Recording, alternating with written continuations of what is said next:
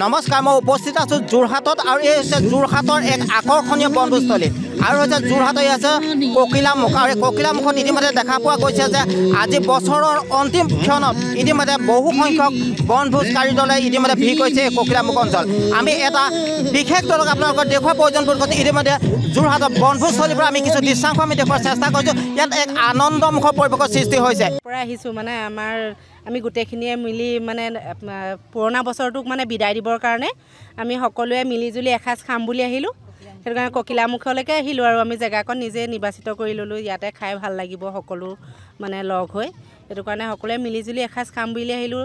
মানে পুৰণাক বিদায় দি নতুনক মানে আদৰি লোৱাৰ হেঁপাহেৰে আমি মানে আহিছোঁ আৰু খাম বুলি। তাত আমি অসমীয়া নতুন বছৰটো চবৰে ভাল হওক, সুখৰ হওক, শান্তি হওক, যাতে সেইটোকে আমি মানে কামনা কৰিছোঁ আৰু আমি এতিয়া ধুনীয়াকৈ গোটাইছোঁ আৰু মাছ মাংস তেনেকৈ সকলোখিনি গোটাই আমি নিজৰ গোটৰ ফালৰ পৰাই এনেকৈ মিলিজুলি এসাঁজ খাম বুলি আহিলোঁ ইয়াতে। মানে ভাল লাগিছে। আমি তিতাবৰ শিক্ষাখণ্ডৰ সমল মণ্ডল কেন্দ্ৰৰ হাতীপাৰা প্ৰাথমিক বাগান প্ৰাথমিক বিদ্যালয়ৰ তৃতীয় আৰু চতুৰ্থ শ্ৰেণীৰ ছাত্ৰ ছাত্ৰীৰ লগতে আমাৰ সমূহ শিক্ষক শিক্ষয়িত্ৰী তথা আমাৰ কৰ্মচাৰীক লগত লৈ আজি আমি এই ককিলামুখৰ ব্ৰহ্মপুত্ৰৰ চাপৰিত আহি এসাঁজ মিলিজুলি সকলোৱে খাবলৈ আহিছোঁ। আমাৰ খুব ভাল লাগিছে। লগতে ছাত্ৰ ছাত্ৰীক আমি পাঠ্যপুথিত যি ব্ৰহ্মপুত্ৰ নদীৰ সম্পৰ্কে আমি বুজাই থাকোঁ, সেই বস্তুটো তেওঁলোকক আনি আমি ইয়াত ক্ষেত্ৰ ভ্ৰমণৰ যোগেদি তেওঁলোকক ইয়াত